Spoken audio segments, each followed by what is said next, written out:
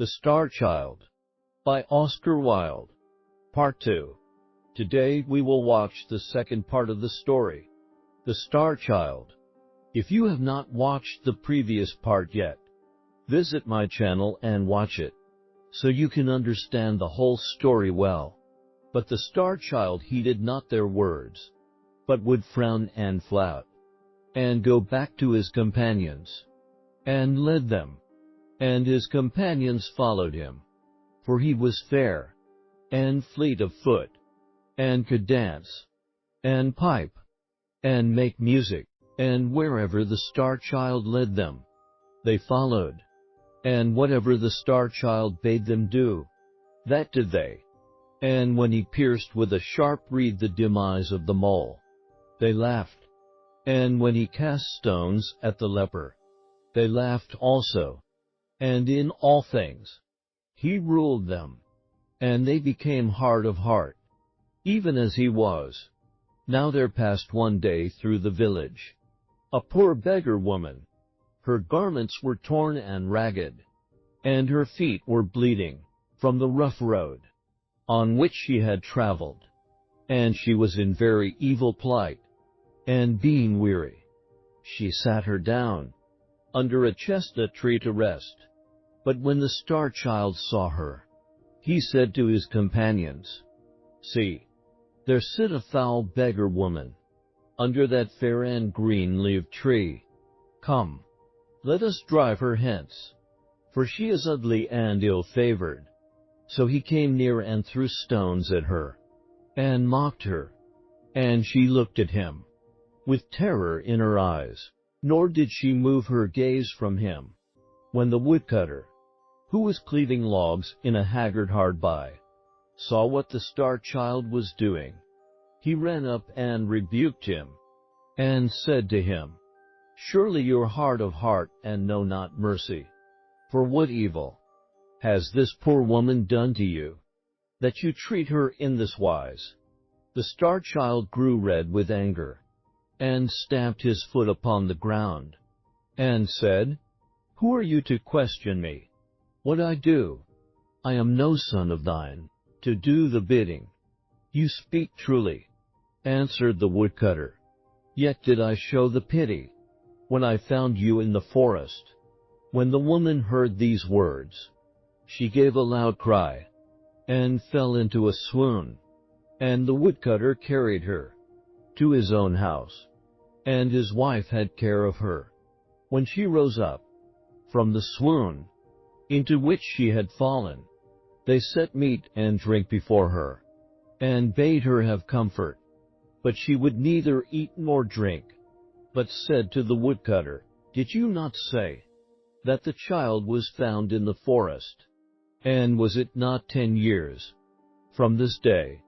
The woodcutter answered, "Yea, it was in the forest that I found him, and it is 10 years from this day." "What signs did you find with him?" she cried.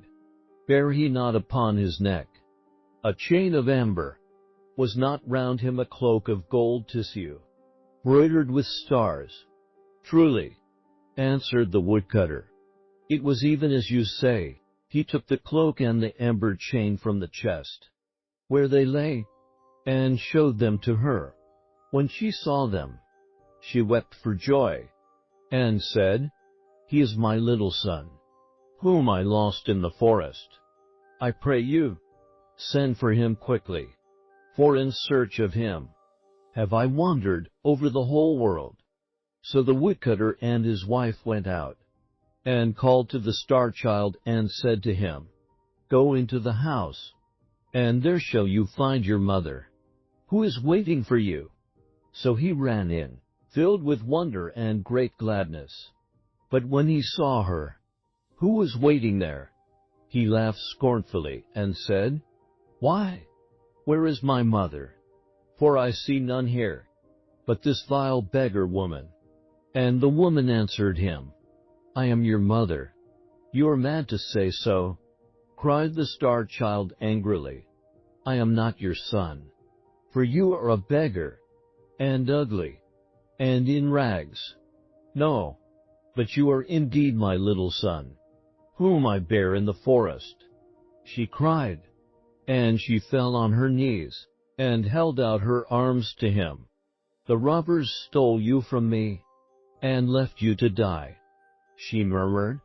"But I recognized you when I saw you, and the signs also have I recognized, the cloak of golden tissue, and the amber chain. Therefore I pray you, come with me, for over the whole world have I wandered in search of you. Come with me, my son, for I have need of your love." But the star child stirred not from his place, but shut the doors of his heart against her, nor was there any sound heard, save the sound of the woman weeping for pain. At last he spoke to her, and his voice was hard and bitter.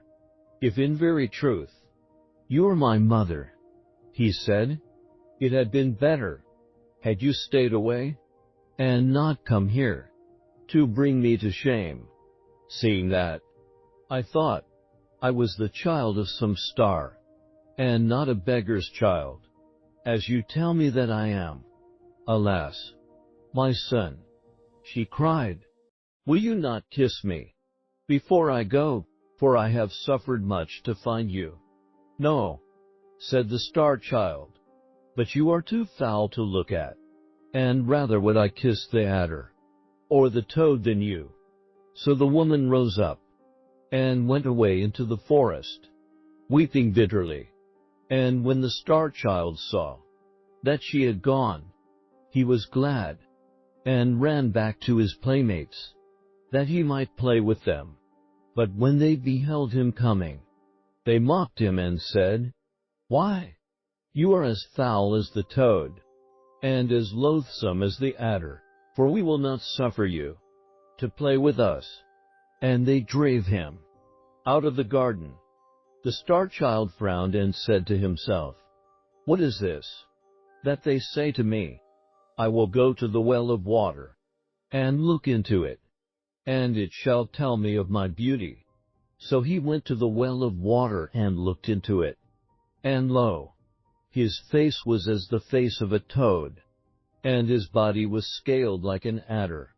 He flung himself down on the grass and wept, and said to himself, "Surely this has come upon me by reason of my sin, for I have denied my mother, and driven her away, and been proud and cruel to her.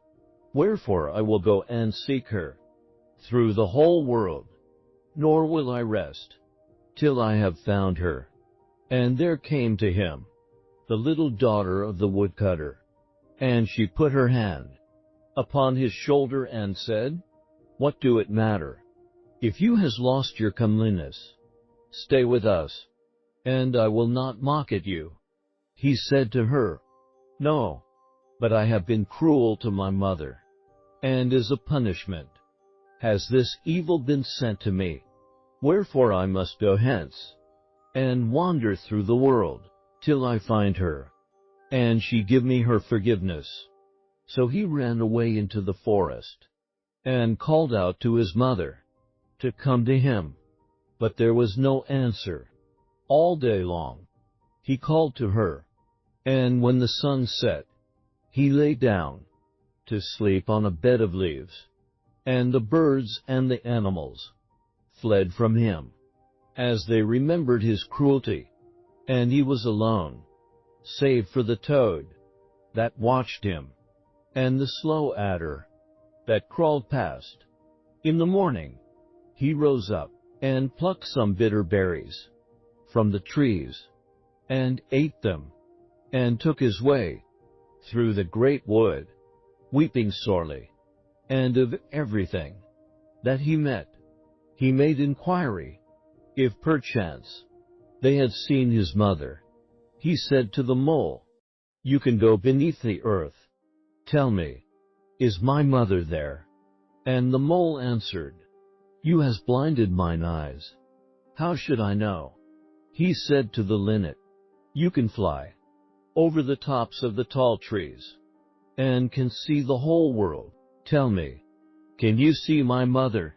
And the linnet answered, "You has clipped my wings. For the pleasure, how should I fly?"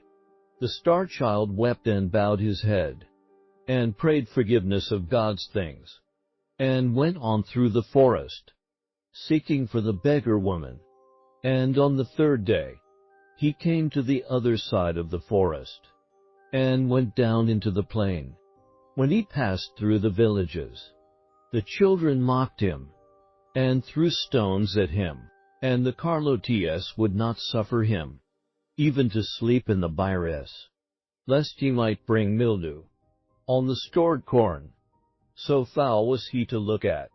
And their hired men drave him away, and there was none who had pity on him, nor could he hear anywhere of the beggar woman, who was his mother, though for the space of 3 years he wandered over the world, and often seemed to see her on the road in front of him, and would call to her, and run after her, till the sharp flints made his feet to bleed.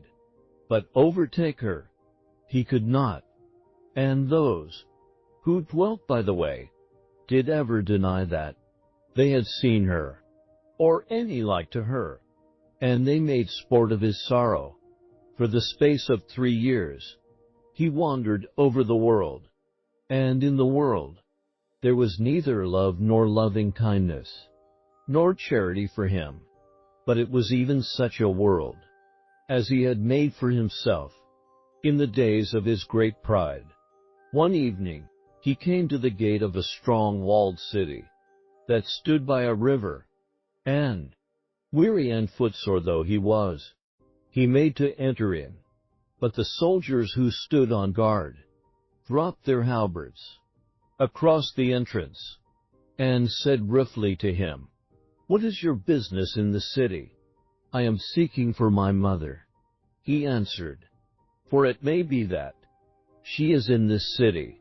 But they mocked at him, and one of them wagged a black beard, and set down his shield and cried, "Of a truth, your mother will not be merry when she sees you, for you are more ill-favored than the toad of the marsh, or the adder that crawls in the fen.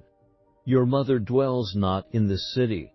And another, who held a yellow banner in his hand, said to him, "Who is your mother, and wherefore are you seeking for her?" And he answered, "My mother is a beggar, even as I am, and I have treated her evilly, and I pray yet to suffer me to pass, that she may give me her forgiveness." But they would not, and pricked him with their spears, as he turned away weeping.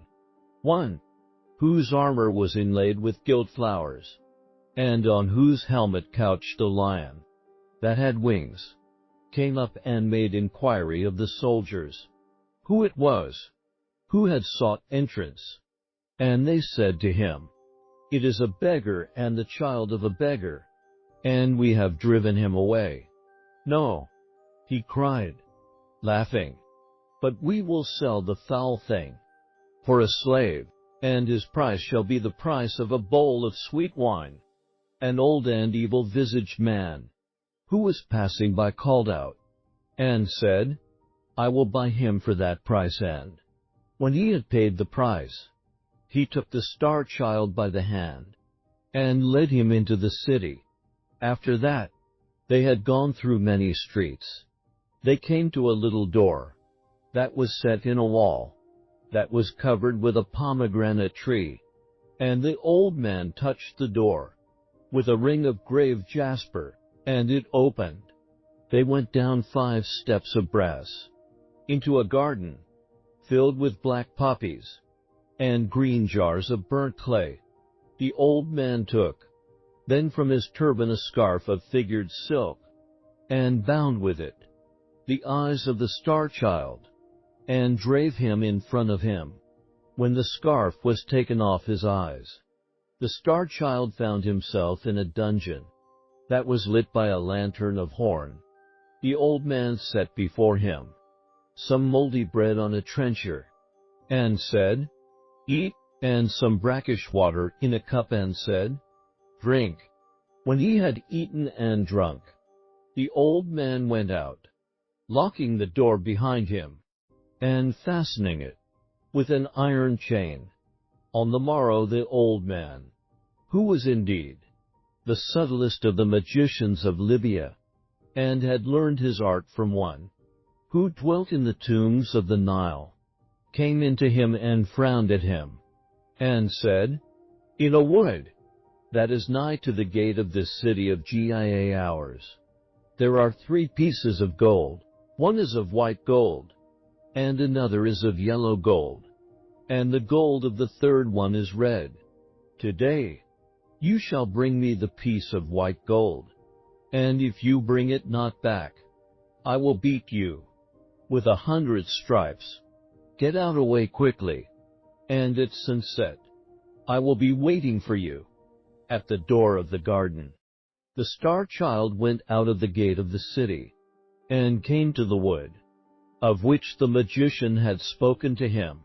Now this wood was very fair to look at from without, and seemed full of singing birds, and of sweet-scented flowers. And the star child entered it gladly. Yet did its beauty profit him little, for wherever he went harsh briars and thorns shot up from the ground and encompassed him, and evil nettles stung him, and the thistle pierced him with her daggers, so that he was in sore distress, nor could he anywhere find the piece of white gold, of which the magician had spoken, though he sought for it from morn to noon, and from noon to sunset. At sunset he set his face towards home, weeping bitterly, for he knew what fate was in store for him. But when he had reached the outskirts of the wood, he heard from a thicket a cry, as of someone in pain. Forgetting his own sorrow, he ran back to the place, and saw there a little hare, caught in a trap that some hunter had set for it.